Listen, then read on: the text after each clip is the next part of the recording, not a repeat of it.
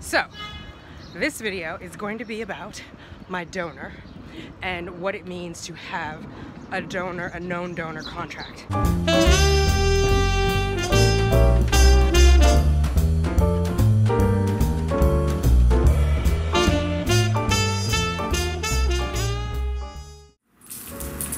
Hi, thanks for clicking on Simply Tanika. I am Tanika. If you are new here, welcome. Hit that subscribe button. Let's hang out a while. If you are returning, welcome back. Let's get those babies, ladies. I see the crystal raindrops fall and the beauty. Good morning, fam. Happy Friday. Today is Friday, June 29th. The month is almost over. It's crazy. Yes, I'm still running away from home. I'm gonna stop saying that. You guys can tell I'm not at home. Yeah, I just finished watching the Hurt Tribe video. My girl got a BFN, but AF hasn't showed up, so I'm holding out hope. I feel like it's not over till AF shows. I think I'm gonna stop testing until AF shows or doesn't show. Like, it's stressful. But I was rooting for you, girl. If you guys haven't checked them out, please check them out. Her screen or her channel name used to be Mr. and Mrs. Hurt Long Journey to Bundle of Joy. I talked about her before, and now they rebranded it to the Hurt Tribe. I definitely recommend that you check them out. They're doing family vlogs now. She's doing hair tutorials. They got like a new intro, stepping up their game. I see you, boo. I see you. Yeah, I'm loving the direction of the channel, and it's just like a happy family, which I love to see. Mother-in-law's in there. Her husband's in there cooking, throwing it down. Like, it's just, I love their spirit. I wish they get that BFP soon. So if you haven't checked them out, it's the Hurt Tribe. I will put, or is it over here? I always do that. I'll put it in wherever the info cards. I'll put a link to her channel in there so you guys can check them out. Just good people. She had her tubal reversal, and this was her first cycle baby dancing. So she tested, I think it's yesterday, because I just, for whatever reason, I didn't catch it right when it came out. But her cycle was due today, I think is what she said, the next day. And one of her apps said it was coming, but she hasn't had it yet, so I'm holding out for AF or BFP. And yeah, just check them out. Check them out. Love them. Sending you lots of baby dust, girl. It's coming. It's coming. And yeah, that's all I got going on. I'm gonna get up, get in the shower. I did bring over my pineapple core when I made the run to the house, so I'm gonna take that into work. I'm not putting it in the smoothie. I'm just going to chop it up and hope for the best. I am 3 DPO, so I want to start getting that in there because I would expect like 5 or 6. Well, I guess between 6 and 8, really. Between 5, 6, 7, 8. Implantation to happen, so I just want to get the lining like nice and fluffy for my little M-baby to burrow into. And yeah, that's it. Let me get in the shower. I'll talk to you guys later. Bye. Hey fam. Alright, I'm out of the house and on my way to the train. I thought I would do Friday morning shout outs. So I already talked about the Hurt Tribe. Please check those folks out. All of the whole family is quite lovely, and yeah, I think you'll enjoy it. Sandra Wiley, again, she got her BFP. Congrats, girl. She did story time on her 2-week wait, including peeing on some sticks. It was really funny because she asked her granddaughter to pee on a stick. I won't ruin it for you. You'll go and watch it and you'll know. Although I was thinking, how old is this granddaughter? Like, what if the test comes up positive? That'd be a whole other show. But anyway, I'll let you guys see how it ends. Tanika TTC, stimming ain't easy, girl, but you make it look easy. She just posted this morning about her stimming. In the video, she went to get her follicles checked. I can't figure out how many there were, but I did leave her a comment. But I know the largest was 20, and then she had to do an intramuscular trigger, which she did on camera, which is pretty badass. So definitely recommend checking that out. What else is going on? Lifelong commitment with the Alexanders. Her 2-week wait video just went up yesterday, so check that out. Love them. They're just like cool couple. They have 8 children between them, and they're working on number 9. and they do some real honest relationship conversations on their channel. So like if you're into that, I highly recommend checking them out. It's nice to see couples who have had struggles and are honest about it and came through on the other side bigger and better than ever, and that is definitely them. Shout out to you. Yeah, shout out to you, girl, and to the fam. So those are kind of who I am caught up on, I think. Lisa and Lindsay did one last weekend. You probably have seen it by now, but if not, check it out. They were here in New York for Pride. They were out in Coney Island talking about their donor and their new protocol. They changed donors, changed clinics, switching it all up, which, you know, I'm a fan of, ladies. Get it, get it. Yeah, and Lindsay changed her hair, which it looks awesome. So check those ladies out. That's all I've got going on. I just wanted to do my shout outs as I went to the train. And yeah, I'll talk to you guys later. Bye. Okay, I'm back. I forgot about something. I got a key. I got a key to the spot. I don't even know like if I get to keep it, but I have it for today. So I'm gonna go home or go back to that spot and edit. But he was like, oh, by the number of shakes, were you planning on staying another night? Because I brought like 3 shakes. I do my shakes in the morning. And I was like, you know me, I'm so quick to leave. I was about to say I can go home. But before I could get it, he was like, because I have dinner plans, but if you want, I can give you a key and you can come here. And I was like, oh, okay. So I'm gonna go back and edit while he's hanging out with one of his college buddies who's out in New York. That's crazy. I've never had a key to anybody's place. I don't know if that means I'm growing because I said yes and I didn't just pack up all my shit in a huff. I'm so crazy. I know how to leave if I don't know how to do nothing else. But I'm gonna hang out for a while and see how it goes. Are you guys proud of me? I'm growing. All right, I'll talk to you later. Hey fam, all right, I'm headed home. Well, to my runaway spot. And it was early release. Everybody left like Monday was the holiday, but I got some people are taking Monday, Tuesday off. Some people are taking Thursday, Friday off. Our official company holiday is actually Wednesday. I'll be there all the days. But anyway, I left early. I meant to shout out earlier today, Chris plus Joe, when I was doing shout outs. They are doing IVF and they're currently in Spain. They had one cycle where the stems did not, I don't want to say they didn't work. They didn't produce enough follicles for her. So they abandoned that cycle and they're getting ready to start another cycle.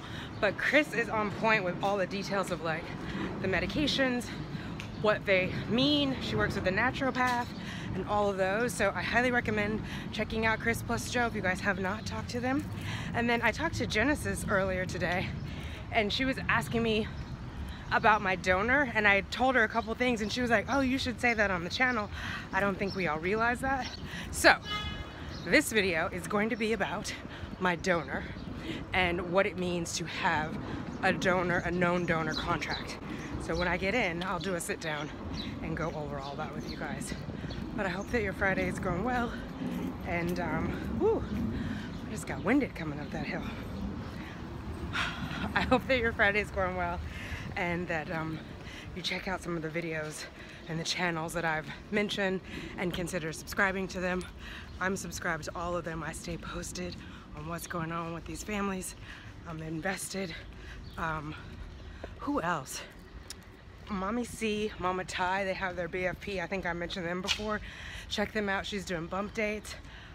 Fruitful, my fertility journey. She's doing bump dates. She also does other stuff like what is she eating as a pescatarian and some other cool stuff. So she's a fun channel to watch. There's a few others. Shelly Metling, she's had a couple miscarriages and she's powering through it. She does it great. Hers are really funny. I try to be humorous in mine. She's very funny in hers, so definitely check her out. Lindsay Jillian, I've mentioned her before. Check her channel out, very nice. She's in Canada and she's done IUI, she's prepping for IVF. Don't quote me on that. You check her videos out and then you let me know down below. All right, I'm going in and I will set up to talk to you about the donor. What's up, fertility fam? All right, I made it to my destination, my home away from home, or my runaway spot. Yeah, so I wanted to sit and talk to you guys a little bit about my donor situation. It seems like it's not clear based on the conversation I was having with Genesis. Thank you, Genesis, because it's all in my head, it makes sense, but I realize that you guys may have not seen those videos or maybe weren't I don't know. I was, you know, it all makes sense in my head, I promise. I will try to explain it here, and then if you guys have more questions, let me know down below. So basically, like I said in the other one about the awkward sex, like we've known each other for quite some time. We've actually known each other for 7 years. Yeah, we've known each other for 7 years. Been on again, off again for 4 years. And so that is kind of like our, I guess, the kernel of how we became lovers. I hate how that sounds, but anyway, how we became lovers. And when I had the miscarriage, that was not a planned pregnancy, but something in me like went off. For one, I think when Cheyenne was little, I had always wanted 2 children, or actually I wanted 3, but circumstances did not permit it, and so I left her father when she was a year old and moved to Los Angeles from her hometown, Fresno, and didn't think about any more kids. And I didn't actually, you know, at 45, I wasn't thinking about them. I didn't even think that my body could make kids. So once that I knew that I could, something went off. And so I just started researching like crazy and trying to figure out like if I could make it happen. I understood that my chances were slim to none, but that there was a possibility. It was greater than 0, right? And so I was like, let's see what I can do. And at some point in all that's happening, while all that's happening, we were both living in New York. He got an offer to move to Philadelphia. He went to Philadelphia. We were still in a committed relationship at that point, traveling together, all that fun stuff. And then I think the weight of it all kind of dawned on him. And I was, as always, team too much, like ordering books, taking supplements, going crazy. And I think, you know, at that point, he was like, I'm not sure if this is for me. So that probably happened. I think the move happened Memorial Day weekend. And we, like, traveled together all summer. And I think right before, I had to go to Las Vegas for a business trip. Right before that business trip, I think he was like, yeah, I don't know if this is for me. And I was already on a ship that was sailing. And so I didn't question it, fine. And that was in September. The next month, I did my first insemination with donor sperm. So, like, I literally did not miss a beat because Team Too Much was, like, on a mission, had X amount of time, wanted to keep it moving. And at that point, we parted ways. Like, we did not keep in contact, and that was kind of it. And not that I think we intentionally said we would never be in contact, but again, I was on a mission. It seemed like he, you know, had other things to do, and so we just kind of left it like that. Thanksgiving, or the week before Thanksgiving, November 17th, I meet up with him and he gives me a piece of cake. It's the day before the baby would have been due. The due date was November 18th. So I was like, why is, like, and we hadn't talked to each other. Like, why is he bringing me this cake? Like, does he remember? Does he not? I don't think he did, but like, I think there was an emotional part of me that kind of made me more willing to meet. Cause I'm the type of chick that like, I just cut people off. Unfortunately, I've been hurt so much growing up. And I talked about that in my one video. When I first like publicly announced that I was single mom by choice, or just put it all out there. I have commitment issues. Like, people leave, my dad was not there. So I'm quick to be like out. Growing up, I remember many people coming to the crib to find all of their things in a hefty bag, like the big lawn bag, the yard bag, and the locks changed. So I have no problem leaving. I'm trying to be better. I'm not proud of that. I'm just saying that's what it is.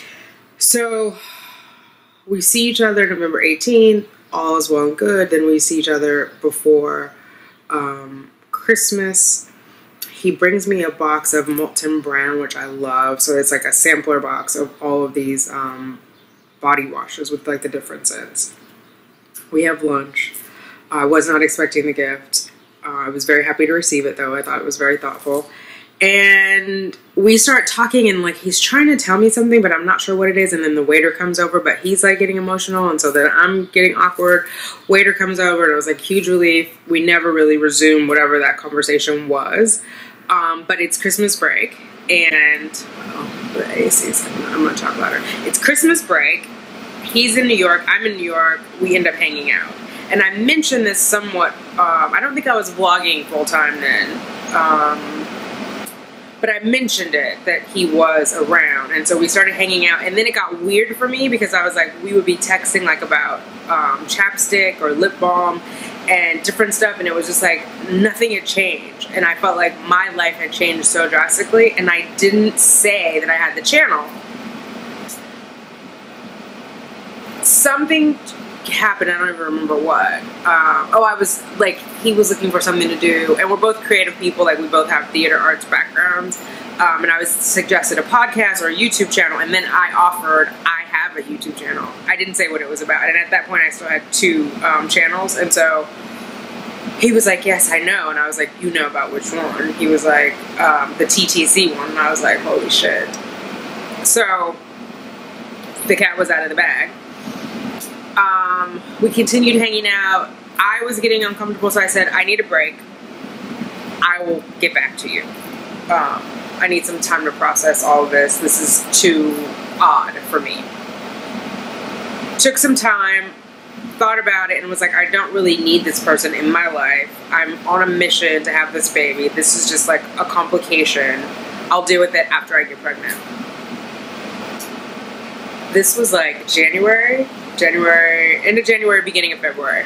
So then April comes around, or right before April, and he rings me and says, did you need much more time? And I said, I gotta be honest, I wasn't gonna contact you. Like, I just, it's awkward. Our communication has never been great, and whatever. And he was like, meet with me. I have a proposal, basically. And so we met, and that's when we talked about him being a donor. There are a couple of complications with having a known donor. For me, it's great. I think I mentioned that before. I will know who the person is. I know personality, what they look like. Like when you do a catalog donor, like when I did California Cryobank, you're looking online at pictures of this person as a child. I guess to think what your child is going to be like, but it's awkward because are you supposed to be sexually attracted to this picture of the child? Because ideally when you're thinking of a mate, like there's some attractiveness to it. So, right? So I know who he is, what he looks like, his quirks, family medical history, etc.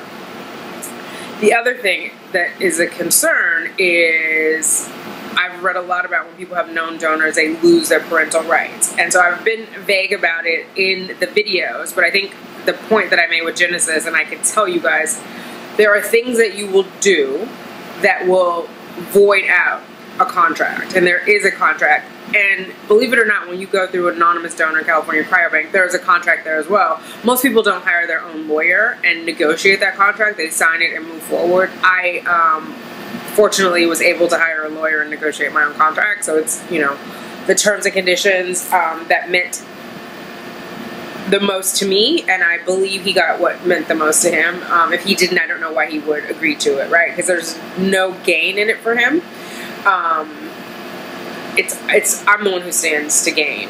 So I think, having said that, some of you guys have suggested, well, just try it naturally. You have a better chance of naturally. So that's one of the things that will void the contract. There are people in New Jersey, there are same-sex couples who have lost parental rights, or had, I don't want to say lost them all, like they didn't lose their kids, they lost part of their parental rights by not having a contract. They had known donors, did not have sex with them, but did home inseminations. There was no doctor involved. And then these men later decided that they wanted to be fathers, to be daddies, not donors, and that they wanted to have visitation rights. They sued, and they won. There were 3 cases in New Jersey of that. They're everywhere in different states. It happens. So it has to be done with a doctor. Now I know what you guys are thinking. Well, why did you guys do also timed and an insemination?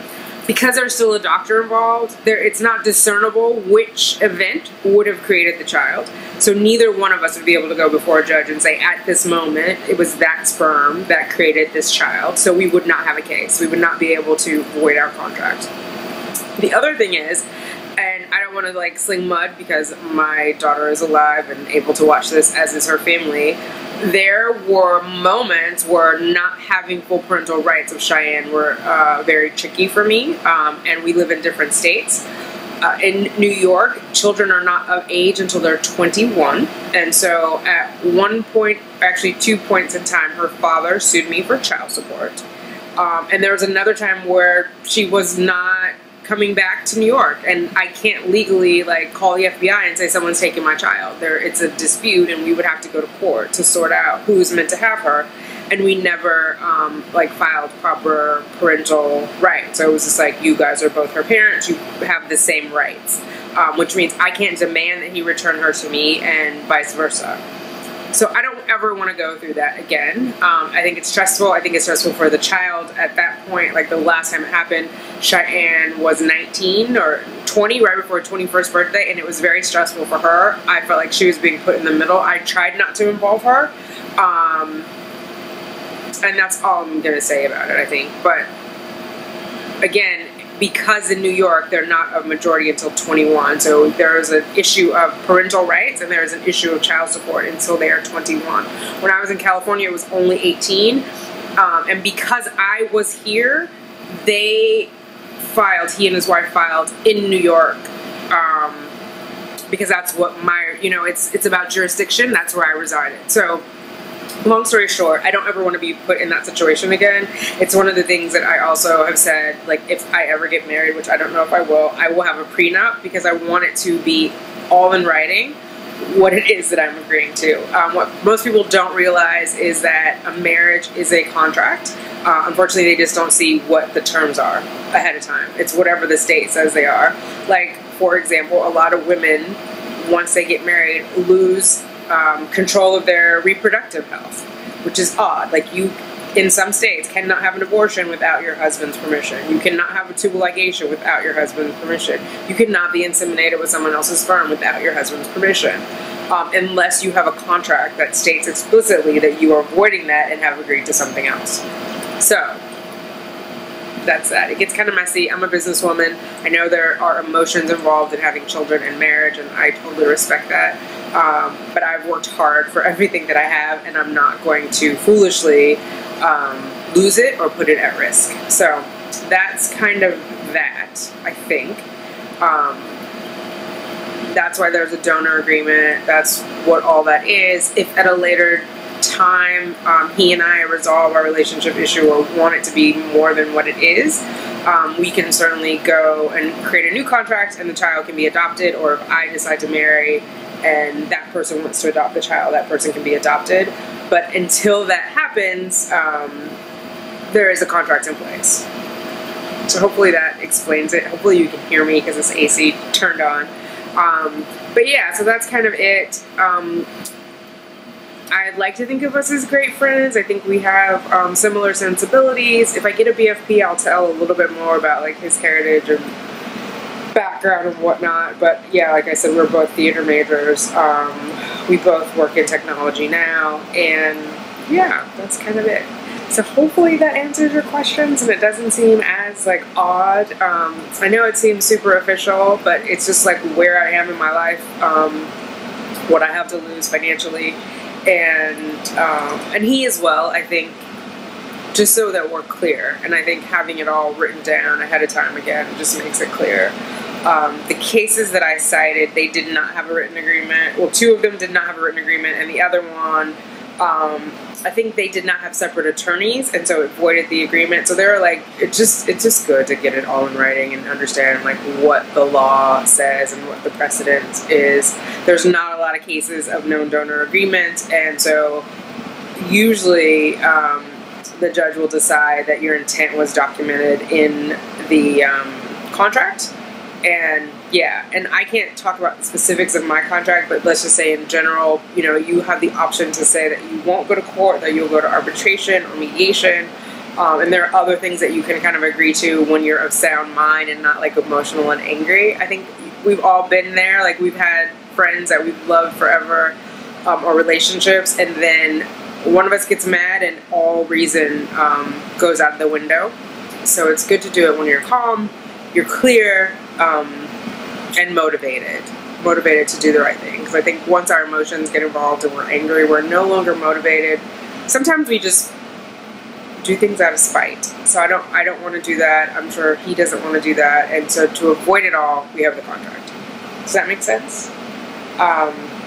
Yeah. So every cycle there will be a doctor involved to protect both of us and to keep the agreement intact. All right, ladies. Hopefully that answers your question. Thank you, Genesis, for pointing out to me that I had holes in there. Again, it's all in my mind. So thank you for clarifying that you guys had questions still. If anyone else has any more questions, let me know down below.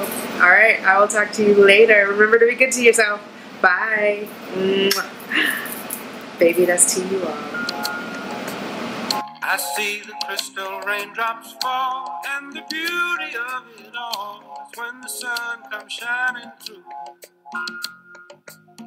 to make those rainbows in my mind.